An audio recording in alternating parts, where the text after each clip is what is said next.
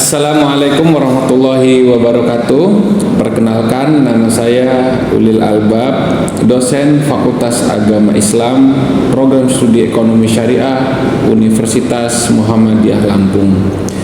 Mata kuliah yang saya ampu adalah mata kuliah Ekonomi Mikro Islam dengan metode DIE.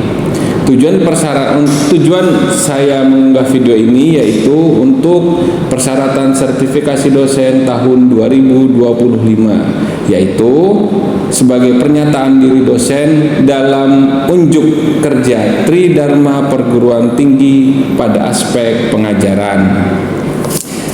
Kemudian untuk deskripsi mata kuliah, yang pertama adalah mata kuliah yang saya ampu, yaitu mata kuliah Ekonomi Mikro Islam, adalah mata kuliah wajib pada semester 4 pada program studi sarjana Ekonomi Syariah Fakultas Agama Islam Universitas Muhammadiyah Lampung, yang mana berbobot 3 SKS selama satu semester ke depan, dan menggunakan bahasa Indonesia dalam penyampaiannya. Mata kuliah ini membahas tentang rancang bangun ekonomi mikro Islam, kemudian konsep kebutuhan dalam Islam, teori permintaan, teori konsumsi, teori produksi dalam Islam. Kemudian mata kuliah ini juga membahas teori penawaran, ada biaya, maksimalisasi maksimalisasi laba, kemudian efisiensi alokasi dan distribusi pendapatan, dan struktur pasar dalam Islam, ada juga monopoli dan oligopoli, dan yang terakhir yang membahas tentang mekanisme pasar dalam Islam. Kemudian dalam mata kuliah ini juga dilakukan evaluasi, yaitu evaluasi dalam pembelajaran mata kuliah ini dilakukan dengan cara diskusi, kuis interaktif, penugasan secara individu ataupun berkelompok, kemudian ada ujian tengah semester dan ujian akhir semester, yang mana pembagian nilai pada mata kuliah ini yaitu untuk diskusi itu 10%, kemudian untuk kuis interaktif itu sebanyak 10%, kemudian untuk penugasan baik individu ataupun kelompok yaitu sebanyak 30%, kemudian ada UTS ujian tengah semester sebanyak 20%, dan UAS atau ujian akhir semester sebanyak 30%, sehingga total penilaian adalah 100%. Dengan demikian, inilah informasi yang dapat saya sampaikan. Semoga dapat bermanfaat, dan berikut ini adalah cuplikan pembelajaran yang saya lakukan bersama mahasiswa. Selamat menyaksikan. Terima kasih. Oke, Assalamualaikum warahmatullahi wabarakatuh.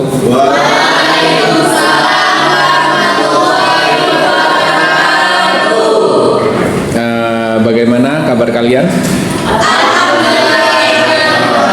Alhamdulillah, baiklah. Semoga kita semua selalu sehat dan selalu di dalam lindungan Allah Subhanahu wa Ta'ala. Baiklah, sebelum kita belajar tentang materi distorsi pasar dalam Islam, marilah kita buka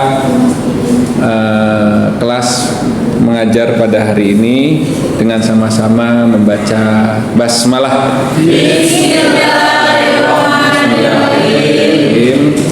Semoga Allah Subhanahu wa Ta'ala memberikan keberkahan untuk kita dan bisa supaya kita dapat mendapatkan ilmu dari pengajaran kita pada hari ini. Oke ya. Hari ini materi kita adalah distorsi pasar dalam Islam. Oke. Ini saya tunjukkan PPT-nya ya. Nanti bisa langsung dilihat. Oke. Materi yang pertama adalah sebelum kita berbicara tentang masuk ke dalam distorsi pasar dalam Islam, saya ingin tahu dulu, mungkin dari kalian ada yang tahu tentang bagaimana definisi pasar dulu, pasar sebelum kita berbicara tentang distorsi pasar dalam Islam. Coba untuk siapa ya, saudara Raja, bagaimana pendapat Anda tentang pasar? Pasar itu, terjadinya pasar itu adanya penjual dan pembeli sehingga terciptanya transaksi. Nah, itulah adanya pasar, Pak. Adanya transaksi antara penjual dan pembeli. Oke, baik. Itu definisi umum ya tentang pasar. Di dalam arti memang pasar adalah tempat interaksi penjual dan pembeli. Kita masuk ke pengertian distorsi pasar. Saya ingin bertanya, distorsi pasar menurut Islam seperti itu. Mungkin saya akan tunjuk. Coba Rina, apa yang kamu ketahui tentang distorsi pasar menurut Islam? Gangguan terhadap prinsip keadilan dan transparansi yang disebabkan oleh manipulasi, penipuan, atau intervensi yang tidak etis. Oke, itu bisa dikatakan jawaban yang baik juga. Memang benar, di dalam Islam semua hal-hal yang dapat menimbulkan kerugian di dalam transaksi itu masuk dalam kategori distorsi pasar, yang mana gangguan itu adalah mencederai prinsip keadilan, kemudian mencederai transparansi yang disebabkan oleh manipulasi, penipuan, atau intervensi yang tidak etis. Maka dari itu kita akan membahas bagaimana nanti prinsip keadilan di dalam Islam dan prinsip-prinsip di dalam ekonomi Islam dalam menjalankan transaksi, dan juga nanti kita juga akan membahas bentuk-bentuk apa sih distorsi pasar itu, dengan kita akan membahas definisi dan hukum di dalam Islam. Baik, untuk selanjutnya, sebelum kita masuk ke dalam bentuk-bentuk distorsi pasar dalam Islam, yang pasti kita akan membahas tentang prinsip ekonomi Islam. Prinsip-prinsip ekonomi Islam ya. Yang pertama adalah kita lihat di dalam prinsip ekonomi Islam, yaitu yang pertama adalah prinsip keadilan. Siapa yang bisa menjelaskan tentang apa itu keadilan atau al-adl? Saya, Pak. Oke, saudara Lydia. Jadi keadilan itu kita adil, nggak boleh ada pihak yang dirugiin, nggak boleh berpihak ke sebelah. Oke, boleh. Memang keadilan adalah sesuatu yang kita dapatkan sesuai dengan porsi kita masing-masing. Artinya bagaimana setiap orang itu akan mendapatkan apa yang menjadi hak-haknya. Itulah keadilan, begitu. Kemudian ada namanya prinsip yang kedua di dalam ekonomi Islam, yaitu prinsip transparansi atau sidik dan amanah. Saudara Cantika, bagaimana bisa menjelaskan tentang transparansi? Iya Pak, transparansi atau sidik itu kayak informasi yang harus jelas dan tidak menyesatkan. Oke, betul. Artinya transparansi di dalam ekonomi Islam itu penting, apalagi berhubungan dengan transaksi ekonomi. Contohnya begini, apa yang dijual, barang apa yang dijual kepada seorang pembeli itu harus sesuai dari info yang memang dikatakan. Jangan menginfokan sesuatu yang berlebih-lebihan, tetapi ketika barang yang dijual atau sesuatu yang dijual tersebut tidak sesuai dengan fakta yang diinfokan tersebut, seperti itu. Artinya transparansi di sini penting karena ini berhubungan dengan asidik itu sendiri, kejujuran. Jadi jangan sampai kita menginfokan sesuatu yang memang bukan kondisi barang tersebut. Disitulah transparansi di dalam ekonomi Islam itu memang harus kita kita tegakkan, begitu. Kemudian selanjutnya adalah larangan gharar. Larangan gharar. Coba saudara, siapa yang bisa menjelaskan larangan gharar? Oke, silakan. Larangan gharar sendiri kan Pak, ketidakpastian ya Pak. Iya. Artinya sesuatu yang tidak boleh ada. Maksudnya tidak boleh ada ketidakpastian antara penjual dan pembeli gitu Pak. Ya, oke. Itu mungkin definisi secara umum ya. Siapa yang bisa memberikan contoh gharar? Ada? Membeli sesuatu yang tidak pasti. Kata kuncinya itu membeli sesuatu yang tidak pasti. Oke? Misal contoh, saya sama Wildan menjual barang, tapi saya belum pernah melihat barang tersebut Pak. Itu kan sama aja kayak membeli kucing dalam karung gitu Pak. Oke. Mungkin itu sudah cukup menjelaskan bahwasanya gharar itu memang sesuatu yang tidak pasti. Artinya memang di dalam Islam ketika kita bertransaksi di dalam jual beli, ya, di dalam jual beli itu menghindari gharar itu sesuatu yang penting, karena ketika ada penjual yang ingin menjual barang tersebut kepada pembeli, maka barang yang dijual itu harus nyata seperti itu. Jadi tidak boleh menjual apa yang tidak diketahui atau tidak jelas asal usulnya kepada pembeli, karena itu akan menyebabkan ketidakpastian tersebut, dan ketidakpastian adalah dilarang di dalam prinsip dasar ekonomi Islam. Kemudian selanjutnya yang pasti adalah larangan riba. Ini kalau larangan riba di dalam ekonomi Islam mungkin sudah tidak asing bagi kita ya. Artinya riba itu memang benar-benar dilarang ketika kita menjalankan transaksi ekonomi. Karena Allah Subhanahu wa taala berfirman, "Halallahu bai'a wa harrama riba." Allah sangat-sangat jelas mengatakan di dalam Al-Qur'an bahwasanya jual beli, Allah menghalalkan jual beli dan sangat jelas mengharamkan riba.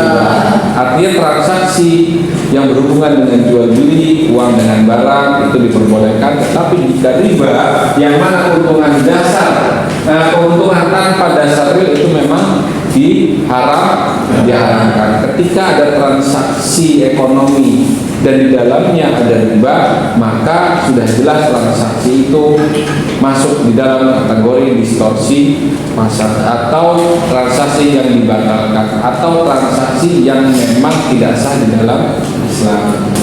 Tadi kita barusan saya jelaskan tentang prinsip ekonomi Islam yang mana ada keadilan, transparansi, larangan gharar, larangan riba, dan pasar bebas dengan regulasi syariah. Kemudian kita masuk ke dalam bentuk-bentuk distorsi pasar. Yang pertama adalah monopoli.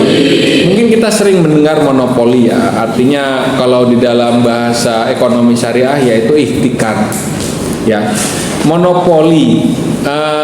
Monopoli itu mungkin kalau didefinisikan adalah mengatur suatu barang agar memang hanya si penjual itu saja yang dapat menjual barang tersebut. Artinya memang tidak diperbolehkan penjual lain untuk menjual barang tersebut. Artinya sehingga harga bisa dikuasai, harga bisa diatur sendiri.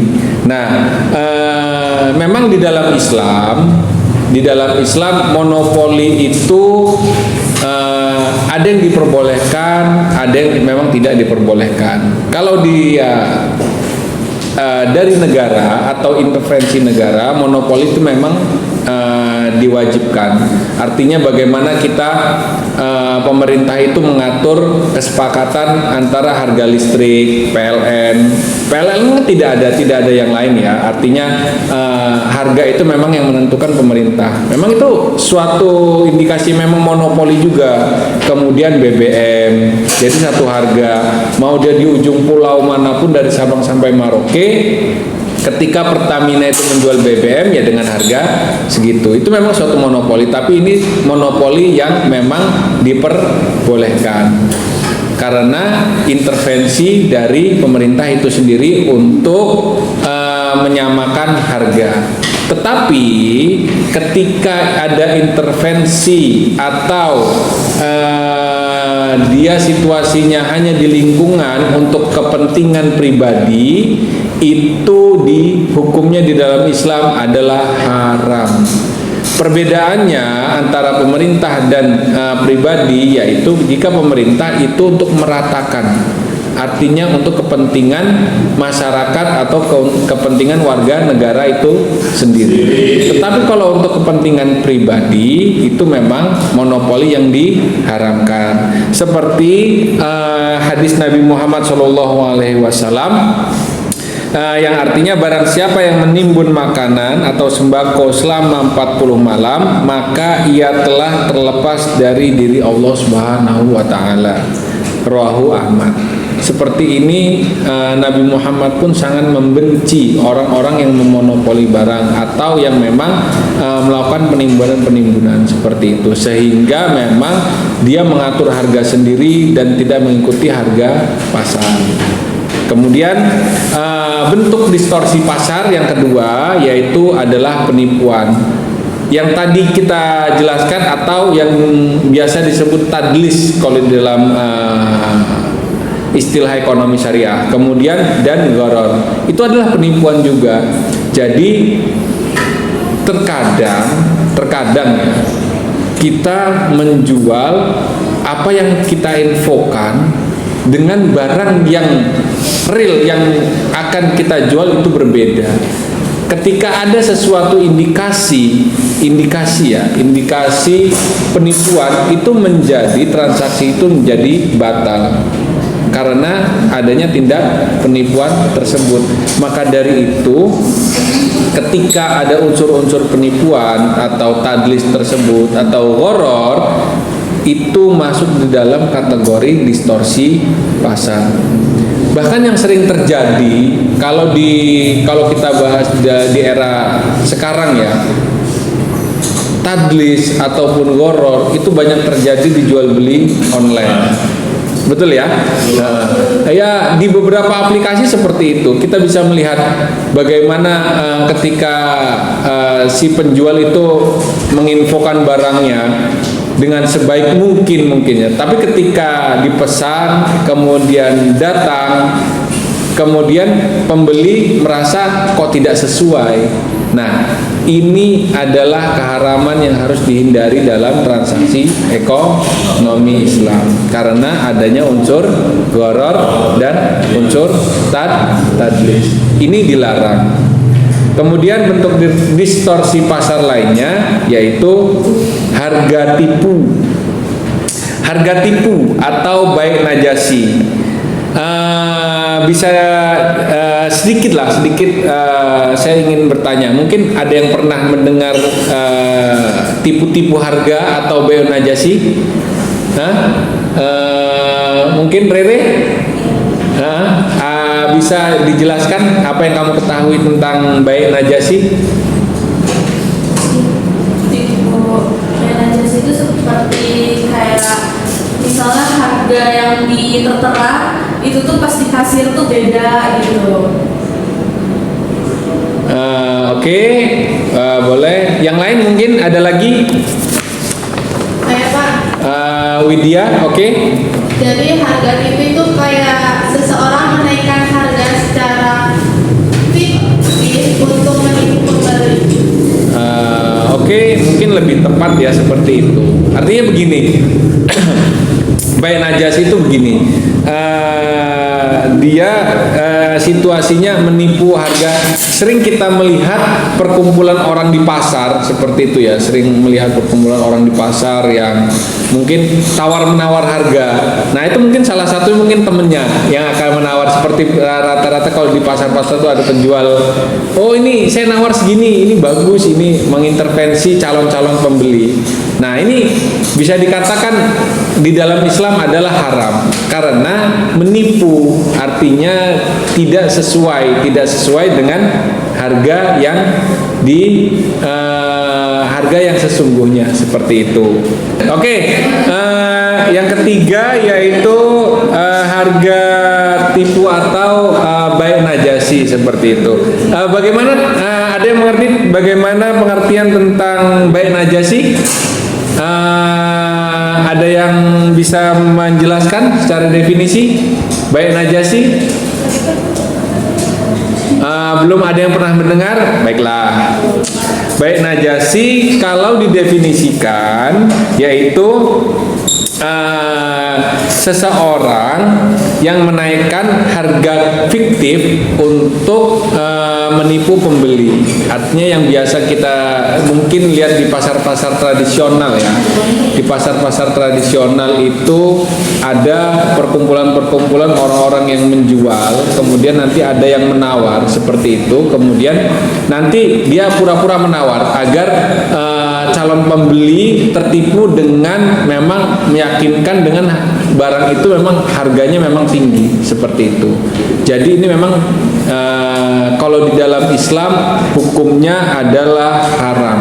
Ketika transaksi ini terjadi, maka transaksi ini dikatakan cacat atau di dalam bentuk distorsi pasar. Kemudian studi kasus seperti ini. Tadi kan kita berbicara tentang pasar, kemudian tentang apa itu pasar secara umum, apa itu distorsi, apa itu pasar dalam Islam, kemudian apa itu distorsi, kemudian ada juga prinsip keadilan dalam Islam, kemudian ada juga bentuk-bentuk distorsi seperti itu ya. Maka dari itu coba sekarang kita akan mencoba diskusi. Di sini saya menyiapkan dua masalah ya. Artinya ada dua permasalahan, itu nanti bagaimana kita memandang dua permasalahan ini dalam bentuk hukum menurut syariah tentunya, begitu ya. Yang pertama adalah di sini nomor satu adalah pedagang menimbun minyak jelang Ramadan. Coba kita diskusikan bagaimana situasi ini hukumnya menurut Islam. Seperti itu. Nanti yang kedua adalah perusahaan menurunkan harga untuk menyingkirkan pesaingnya.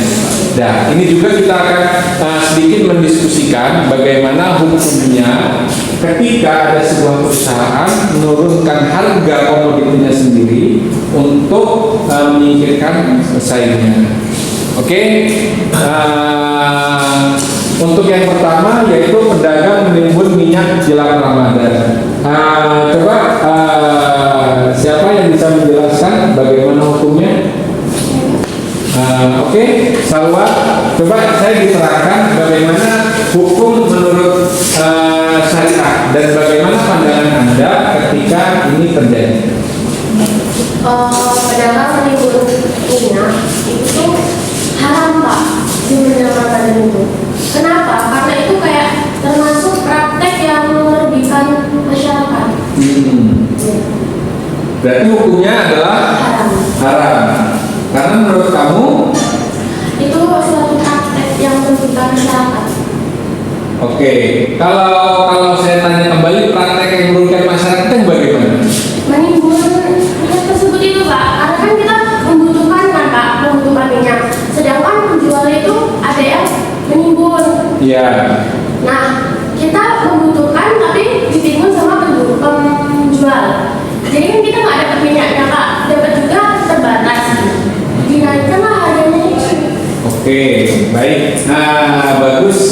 Artinya memang penimbunan itu dilarang. Kenapa? Karena ketika nanti barang itu langka, harga akan naik seperti itu. Nanti masyarakat masyarakat lagi akan menjadi korban karena harga naik. Karena kan kita biasa melihat menjelang, terutama hari-hari besar ya. Hari-hari besar itu biasanya memang harga-harga barang itu memang meningkat. Mungkin karena tidak semuanya yang meningkat itu disebabkan penimbunan, tetapi memang penimbunan adalah salah satu sebab memang untuk meningkatnya harga tersebut, harga komoditi tersebut seperti itu. Oke ya, untuk pedagang menimbun minyak jelang Ramadan, untuk kasus ini paham ya bagaimana hukumnya dan bagaimana kerugian yang dirasakan oleh masyarakat ya. Oke, yang kedua adalah perusahaan menurunkan harga untuk menyingkirkan pesaing. Oke, siapa yang ingin membahas tentang ini? Oke, saudara Wildan silakan.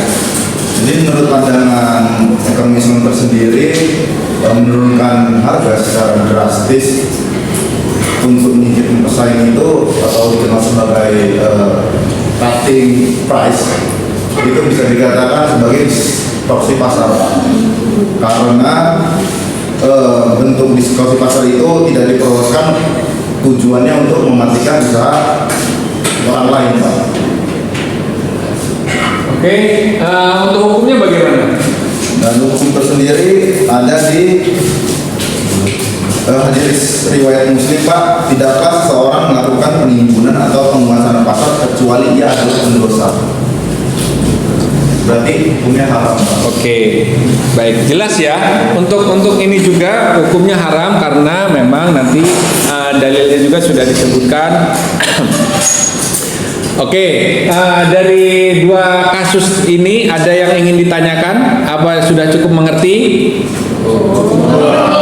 Oke, baiklah kalau begitu. Oke, pada akhirnya kita sampai pada kesimpulan yang mana distorsi pasar adalah jelas melanggar prinsip keadilan dalam Islam. Jadi hukumnya ketika ada unsur distorsi pasar dalam transaksi ekonomi Islam itu dapat melanggar syariah atau prinsip keadilan dalam Islam. Kemudian Islam melarang segala bentuk manipulasi dan penipuan pasar. Jadi tidak ada sedikit pun toleransi di dalam Islam ketika ada manipulasi dan penipuan di dalam pasar. Kemudian yang ketiga, negara berperan sebagai pengatur untuk menjaga keadilan, karena memang peran negara juga sangat dibutuhkan ya.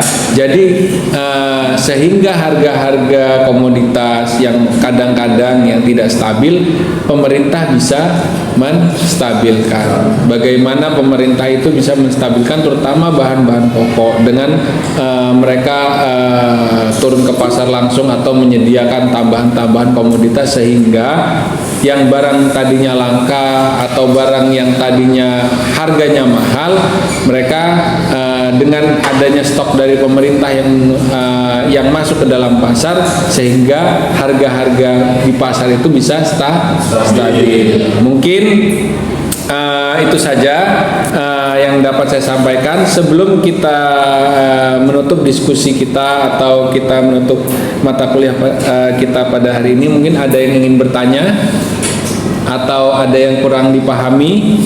Cukup ya? Oke, cukup. Baiklah, sebelum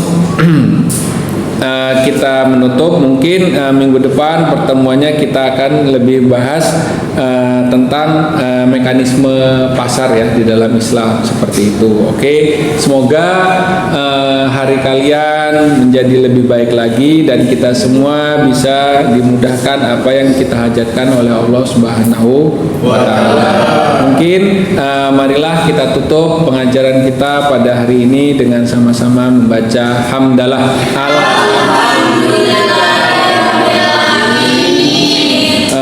Semoga Allah Subhanahu wa Ta'ala memberkahi apa yang kita kerjakan dan Allah Subhanahu wa Ta'ala selalu menjaga kesehatan kita. Dan saya akhiri dengan Saya mengucapkan salam. Wassalamualaikum warahmatullahi wabarakatuh.